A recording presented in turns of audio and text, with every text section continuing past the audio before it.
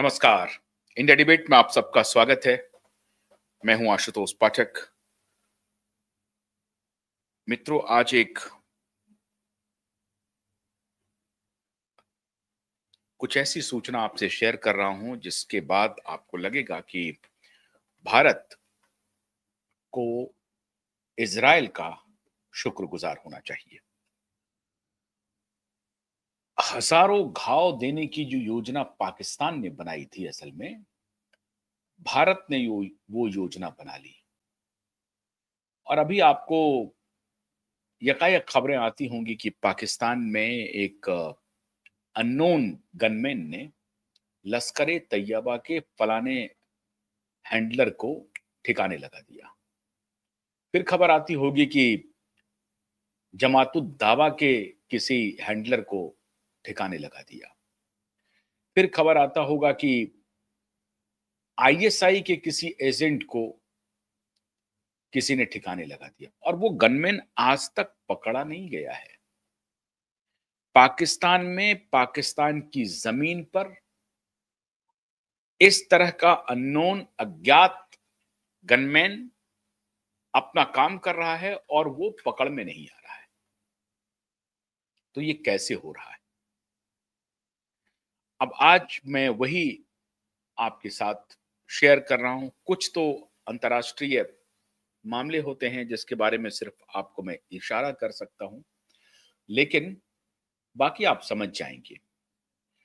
असल में इजराइल को आपको साधुवाद देना चाहिए, और जितना साधुवाद आप इजराइल को देंगे उतना ही अच्छा, कम ही होगा, समझिए। क्योंकि इजराइल आपके साथ लगातार दोस्ती बनाए हुए, और आज से नहीं, 1962 से बहुत मजबूती से आपके साथ खड़ा है। जब भी आपको जरूरत पड़ी है, इजराइल आपके लिए हमेशा आगे आकर खड़ा रहता है। और एक बार फिर से इजरायलियों ने आपके लिए वो काम कर दिया है जो हर हालत में, जिसे आप बिना उनकी सराहना किए हुए मानेंगे नहीं। आज मैं किस बात का जिक्र कर रहा हूं मित्रों? आज मैं जिक्र कर रहा हूं कि इजराइल की इंटेलिजेंस एजेंसी ने भारत की इंटेलिजेंस एजेंसी को एक गुर सिखाया। और वो गुर था कि साहब, आपके जो पड़ोसी हैं पाकिस्तान, वो आपके लिए नासूर बना हुआ है। इस नासूर को आप कैसे कंट्रोल में लाएंगे? वो छद्म युद्ध लड़ रहा है, आपके देश में आतंकवादी घटनाओं को अंजाम दे रहा है, और आप लगातार उससे जूझ रहे हैं। कभी वो कश्मीर में करता है, कभी वो मुंबई में करता है, कभी वो नॉर्थ ईस्ट में कर देता है, कभी वो सेंट्रल इंडिया में करता है। आप उसको पकड़ नहीं पा रहे हैं क्योंकि वो आपके यहां बहुत मजबूत स्थिति में अपनी जकड़ बनाता जा रहा है। लेकिन अगर आप इस मजबूत स्थिति को बनाने वालों के ही खिलाफ एक खेल शुरू कर दें, तो उनका खेल खत्म हो सकता है। और इसके लिए इजराइल ने भारत को एक बहुत जबरदस्त थ्योरी दी और कहा कि देखिए साहब, कुछ मर्सनरी होते हैं, मतलब जो किसी भी हद तक जाकर के अपनी जान की बाजी लगा करके कहीं पर कोई भी घटना करने के लिए तैयार रहते हैं। तो उन्होंने कहा कि आपको मर्सनरी तैयार करना पड़ेगा, और अलग से आपको तैयार करने की जरूरत नहीं है, बल्कि वहां पर वो मर्सनरी मौजूद है। ऐसे आतंकी मौजूद हैं जिसको सिर्फ आपको नर्चर करना है, और जैसे ही आप नर्चर करेंगे आपको रिजल्ट मिलने लगेगा। उन्होंने कहा कि ये कैसे संभव है? इजराइल की तरफ से ये सलाह दी गई कि आप नर्चर करें न करें, लेकिन यही एक तरीका हो सकता है जब आप उनको नियंत्रण में ला सकते हैं, उनको कंट्रोल में ला सकते हैं। भारत ने पूछा कि वो तरीका क्या हो सकता है। भारत की खुफिया एजेंसी को जानकारी दी गई कि दो जो बड़े संगठन है, दाऊद को छोड़ दीजिए आप, जो एक सबसे बड़ा संगठन है जो आपके लिए नासूर बना हुआ है और उसको खाद पानी पाकिस्तान नहीं, पाकिस्तान के बाहर से भी मिलता है। 2 संगठन को आपको ध्यान में रखना पड़ेगा और इनको ध्यान में रख करके आपको काम करना पड़ेगा। एक संगठन से तो मैं वाबस्ता हूँ और दूसरे संगठन से आप वाबस्ता हैं। उस दोनों संगठन का उन्होंने नाम लिया। एक संगठन का नाम है अल-कायदा, जिसके सर्वेसर्वा थे ओसामा बिन लादेन, जो कि फिनिश कर दिए गए पाकिस्तान में ही अमेरिका के द्वारा। एक है अल-कायदा, लेकिन उसके बाद अल-कायदा में फिर अल-जवाहिरी आए, अल-जवाहिरी के बाद कोई और आए और इस तरह से उनका संगठन, ये हायरार्कियल संगठन इसको कहा जाता है, जिसमें कि कोई ऐसा आतंकवादी समूह जिसमें कोई एक ऊपर बैठा होता है और अगर उसका एलिमिनेशन होता है, जो दूसरा सेकंड इन कमांड होता है, वही फिर कमांडर हो जाता है। और फिर अगर मान लीजिए कि किसी कारणवश उनका एलिमिनेशन हुआ, तो फिर दूसरे सेकंड इन कमांड जो होते हैं, वो उसको कंट्रोल करने लगते हैं। इस तरह से ये हायरार्की इन लोगों के इसमें चलता है। वही स्थिति पाकिस्तान में एक ऑर्गेनाइजेशन है जिसका नाम है लश्कर-ए-तैयबा और उसके सर्वेसर्वा हैं हाफिज सईद। 2 और हैं, अब मौलाना मसूद अजहर भी हैं, लश्कर-ए-तैयबा के हाफिज सईद भी हैं। अब लश्कर-ए-तैयबा के 2 और ऑर्गेनाइजेशन के ऑफशूट जिसको आप कहते हैं। एक है जमात-उद-दावा और दूसरा है फलाह-इंसानियत। फलाह-इंसानियत करके एक ऑर्गेनाइजेशन है, जिसको जमात-उद-दावा और फलाह-इंसानियत ये दोनों हुए लश्कर-ए-तैयबा के और लश्कर-ए-तैयबा के जो दूसरे ऑर्गेनाइजेशन है फलाह-इंसानियत, वो आप हैरान हो जाएँगे कि वो किनके समर्थन से आगे बढ़े हैं। ये जो दूसरा ऑर्गेनाइजेशन है, उसको आगे बढ़ाने का काम किया है यूएसएड ने। यूएसएड के पैसे से ये काम चलता है। अब आप समझ लीजिए कि अमेरिका की क्या-क्या, कहाँ-कहाँ, क्या-क्या फुटप्रिंट रहता है और ये सब जानकारी भारत को भी है, इज़राइल को भी था।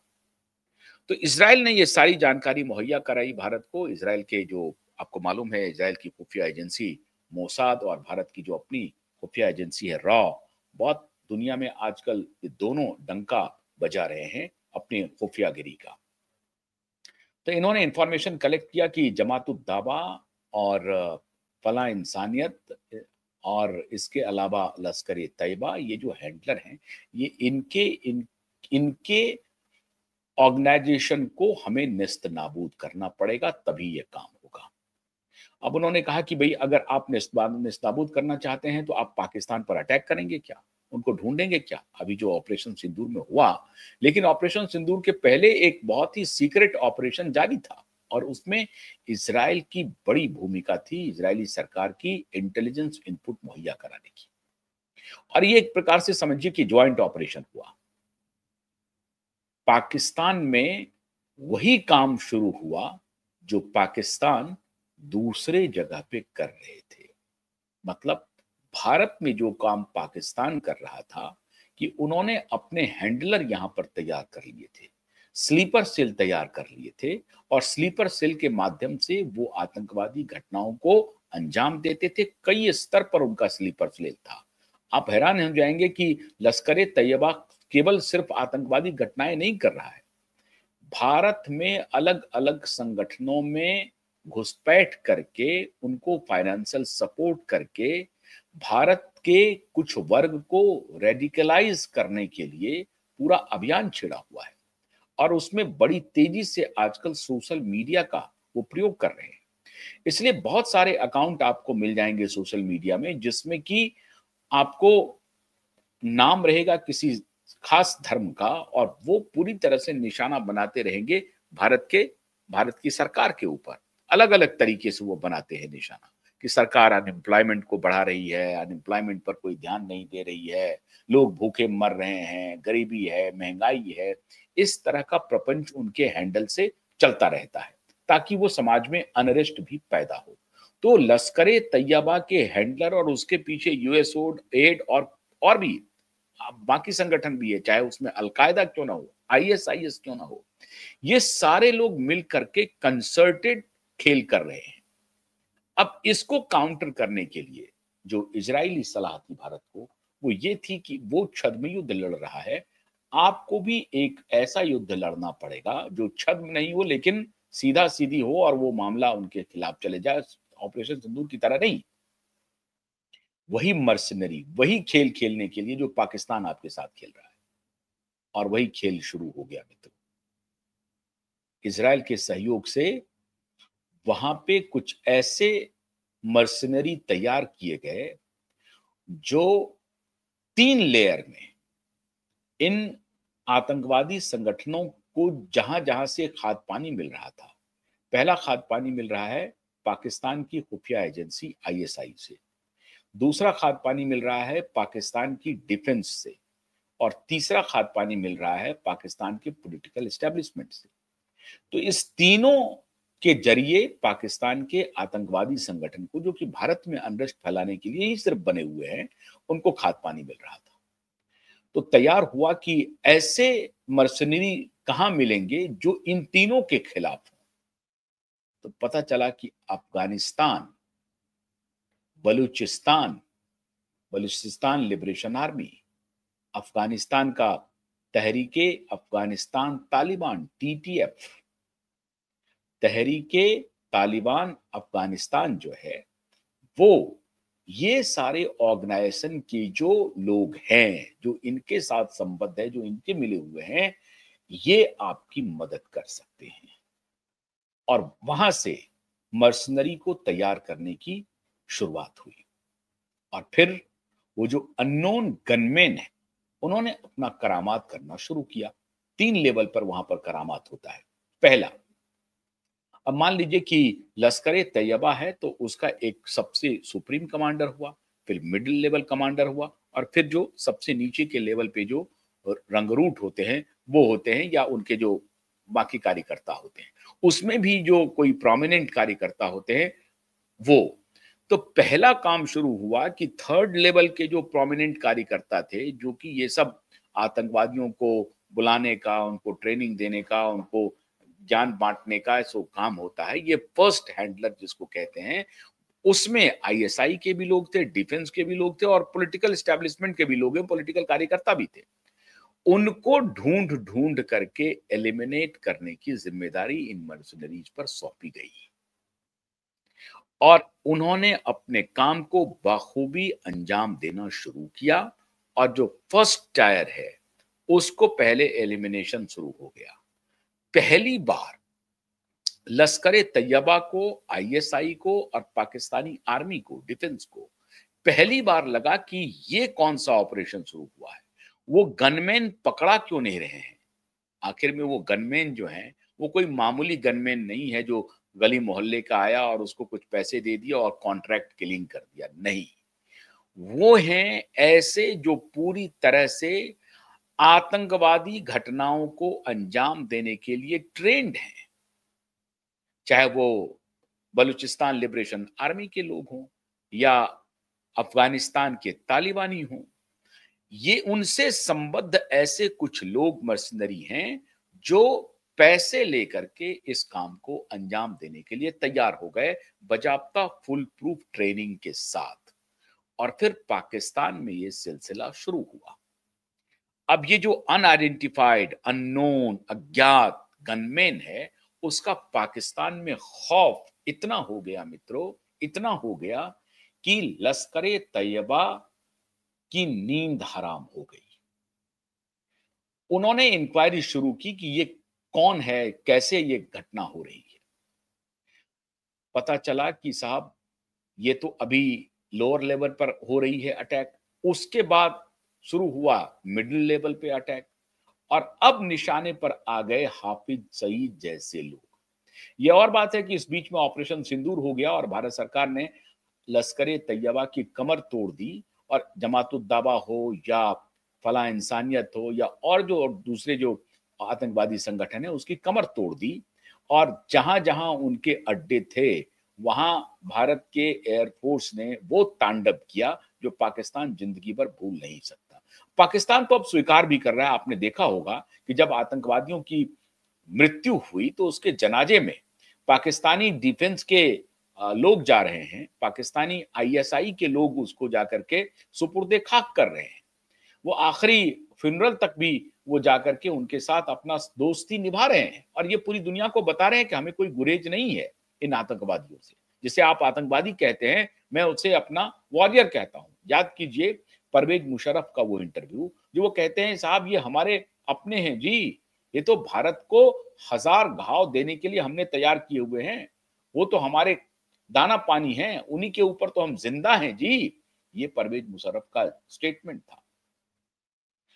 लेकिन जब ये तैयार हुआ, ये मॉड्यूल कौन किया, किसने किया, किसी को पता नहीं है, लेकिन मॉड्यूल तैयार हो गया। इजराइल ने किया, भारत ने किया, चाइना ने किया, अमेरिका ने किया, किसने किया किसी को कुछ भी मालूम नहीं है, लेकिन मॉड्यूल तैयार हो गया। और जब मॉड्यूल तैयार हो गया तो एक्शन शुरू हो गया। एक्शन जब शुरू हो गया तो कोहराम मच गया और वही काम शुरू हो गया जो भारत में पाकिस्तान कर रहा था। अब भारत में जो वो हैंडलर है उनको भी निशाने पर लाया गया और कहा जा रहा है मित्रों कि इसमें भारत के जो मर्सनरी हैं उसकी भी बड़ी भूमिका है। अब ये कौन करवा रहा है मुझे नहीं मालूम, लेकिन लॉरेंस बिश्नोई गैंग का भी प्रयोग हो रहा है। और लॉरेंस बिश्नोई गैंग का सिर्फ भारत में नहीं हो रहा है, लॉरेंस बिश्नोई गैंग का कनाडा में भी हो रहा है। और इसीलिए कनाडा सरकार कह रही है कि भारत सरकार ये काम करवा रही है। कोई गैंगस्टर है, इंटरनेशनल गैंगस्टर है, उसके कहने पर हो रही है। अरे भाई, भारत सरकार ऐसा काम नहीं करती है, लेकिन गैंग तैयार हो गया है तो भारत सरकार क्या कर सकती है? अगर कोई एंटी नेशनल गतिविधि में कोई शामिल है तो उसे एलिमिनेट करने का इस सरकार को पूरा अधिकार है। सरकार अपना कोई भी प्रयास कर सकती है। आप भारत को टुकड़ों में बांटने की प्लानिंग करोगे, आप भारत को हजार जख्म दोगे और भारत बैठा रहेगा। अब लश्कर-ए तैयबा, आईएसआई, यूएसएड, पाकिस्तान का डीप स्टेट और अमेरिका का डीप स्टेट दो तीन महत्वपूर्ण कार्यों पर लगा हुआ है। भारत के सुदूर दक्षिण राज्यों में उन्होंने बहुत ही मजबूत हैंडलर तैयार किए हैं और खासतौर से तमिलनाडु में मित्रों।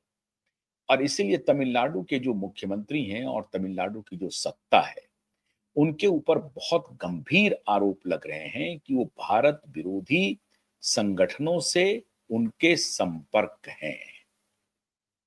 भारत में जब हमने कुछ दिन पहले आपको बताया था कि संसद में पाकिस्तानी मूल बैठे हुए हैं और हमने इशारा किया था कि कांग्रेस पार्टी के नेता तरुण गोगोई की पत्नी, तरुण गोगोई जो आसाम के मुख्यमंत्री के बेटे हैं, उनके गौरव गोगोई, माफ कीजिएगा तरुण गोगोई ने, गौरव गोगोई, गौरव गोगोई की पत्नी पाकिस्तान में काम करती है, पाकिस्तान के एक एनजीओ में काम करती है। अब उनके तार जुड़ रहे हैं। पता नहीं भारत सरकार कोई जांच कर रही है या नहीं कर रही है, लेकिन भारत सरकार की खुफिया एजेंसी को जारी जानकारी है गौरव गोगोई की पत्नी के बारे में और गौरव गोगोई के बारे में। और इसके बारे में मैं आपको पहले बता चुका हूं कि गौरव गोगोई का जो मीटोरिक राइज है कांग्रेस पार्टी के अंदर, उसके पीछे बहुत बड़ा खेल कुछ अंतरराष्ट्रीय खिलाड़ी हैं, वही ये खेल कर रहे हैं। वरना सचिन पायलट की कोई भूमिका नहीं है कांग्रेस में, लेकिन Gaurav Gogoi deputy leader of opposition है कांग्रेस पार्टी के लोकसभा में। और जब भी किसी को उत्तर देने की बारी आती है तो गौरव गोगोई सबसे आगे होते हैं। तो गौरव गोगोई के को लेकर के चर्चा आम हो चुकी है और भारत की खुफिया एजेंसी उस पर काम कर रही है।